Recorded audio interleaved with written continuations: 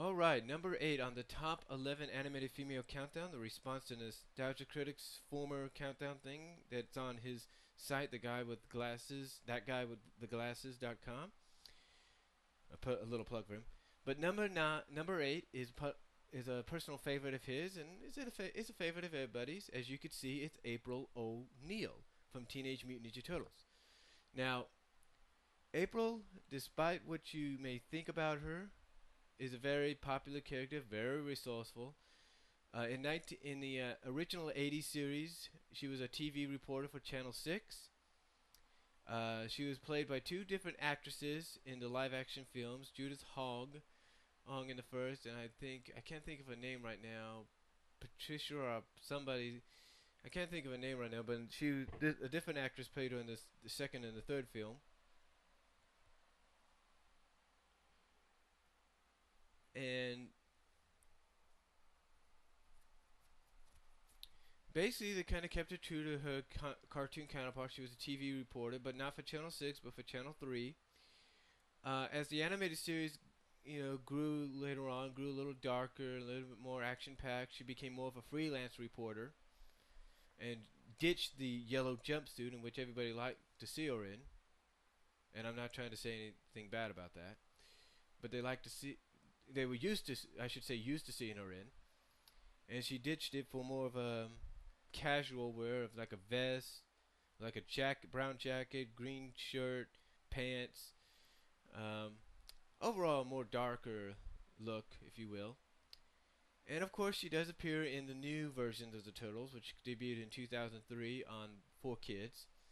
And in this version of April stays true to more of the original version of her, to where she was an assistant to Baxter, and she restarted her family's business, and then became more of an archaeologist kind of person, and dating Casey Jones owns and everything. She did appear in the, and she even fights as well, so ninja style.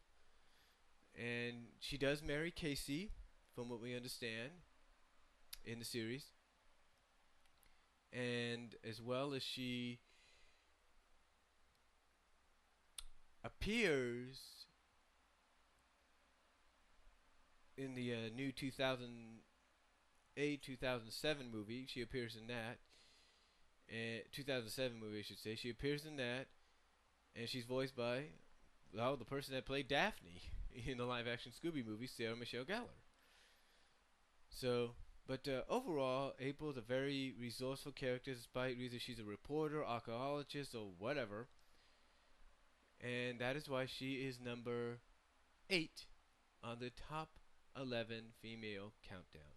April O'Neil.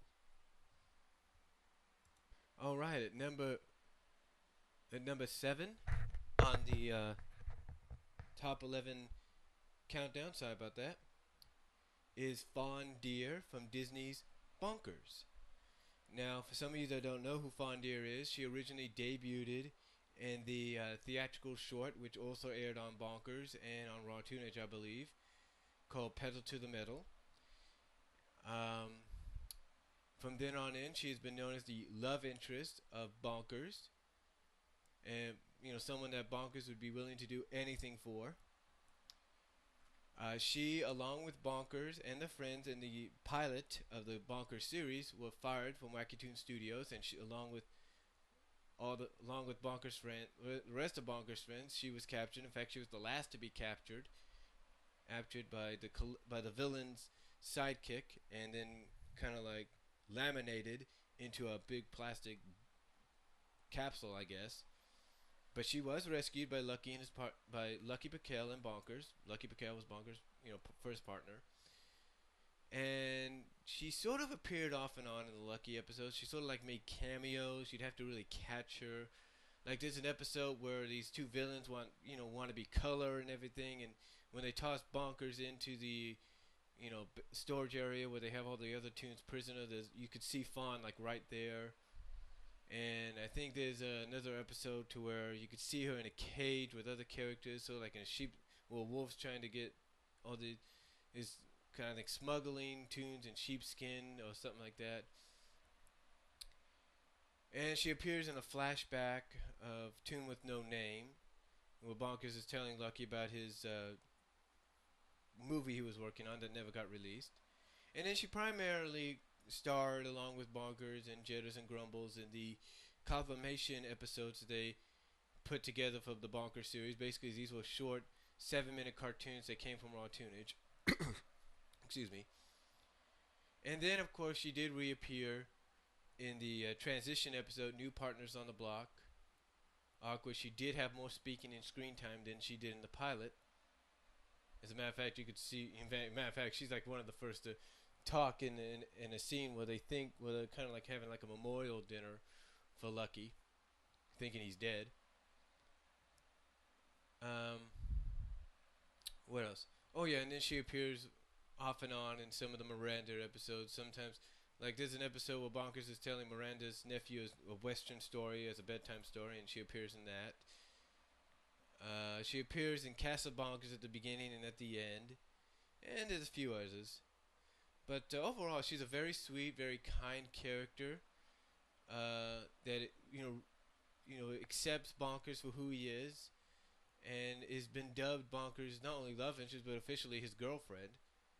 I mean, heck, she kisses him on more than anyone could imagine. In fact, there's a rare short that they did where Bonkers was hosting the Raw Tunage show, and at the end she kisses him on the cheek after she gives him his tip for delivering her TV. And because he's gone through a lot of suffering just to do it. But overall, Fawn is a very good character. Definitely sweet and kind, with somebody you definitely want to be friends with. And that's all I can say, and that is why Fawn is number 7 on the top 11 countdown of animated females.